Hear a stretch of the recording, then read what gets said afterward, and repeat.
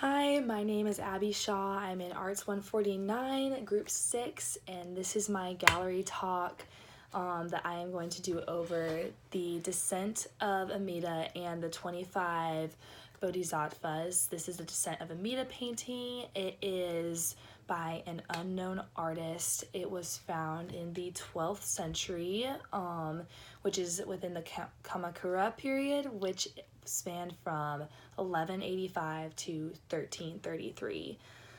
This is a religious piece which is over Buddhism, and we're able to see a lot of what Buddhism looked like during the time period and the importance of it. The reason I selected this piece is I actually found it super interesting as that's not my religion, but it was interesting to see how they compare and contrast this idea of salvation and belief, prayer. It was really cool to just see how we can even see this just through the painting from so long ago. But anyway, I'd like to give some background to the time period to help give us more of an idea of what was going on at the time of the painting to help us understand it. So most Buddhist influence came from actually the period before Kamakura, or that's where it was rooted, where it began. It started with the upper class people. More nobility is where Buddhism kind of started in Japan, but then the people were able to see this idea of faith and compassion and see that it was a religion for everybody, especially at the time. It was super needed. And so Buddhism quickly spread down and out through the middle classes, lower classes, and eventually was pretty much spread among all classes during the Kamakura period. A few of the reasons are this is just like the idea of salvation. It gave a lot of hope to the people, which I'll dive in more to later, but right now I want to give some just idea of what some physical attributes and features of the painting were. Something really cool about this is it was actually made on silk, which is something we really don't see today as much. So basically they were able to use pigment ink on top of silk to create these bright colors in contrast with dark colors. It was really beautiful and actually pretty common during the time. I was able to analyze multiple of these silk pieces for a project.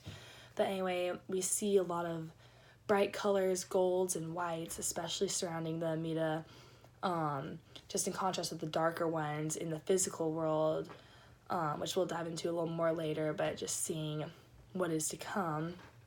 And so basically, a description of the painting is of a man praying to the Amida as the Amida and these bodhisattvas descend from this Pure Land in order to receive his soul and take him back to the Pure Land. Something really important about this is that it is such a pure expression of faith, a huge expression of faith during the time, because this is a man who we can see from all these dark colors and just the dark surrounding his physical life, has probably gone through a lot of hardships, but he is still like on his knees, he's praying and just showing his authentic belief, and will he will receive these rewards in this Pure Land for it because of his belief during his mortal life.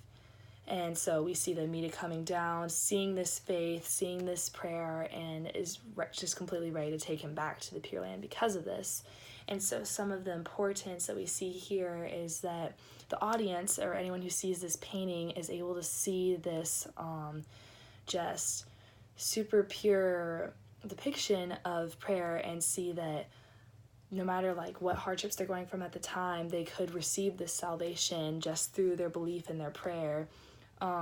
Something cool I learned about the painting is that a lot of the Descent of Amida's paintings were often hung at the bedside of dying people during the time period in order to remind them to have this prayer, because there are greater things coming, and everything that's happened in their life will be gone because they have this belief. They can also have this hope in the future and in this Pure Land.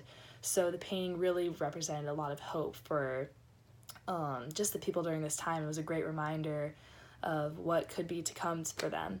And so it was really interesting to see how this painting, not only what I could get from it today and just see from it, but how it really could change the lives of people during the time period. So it was really cool, and I was really glad I got to learn about it.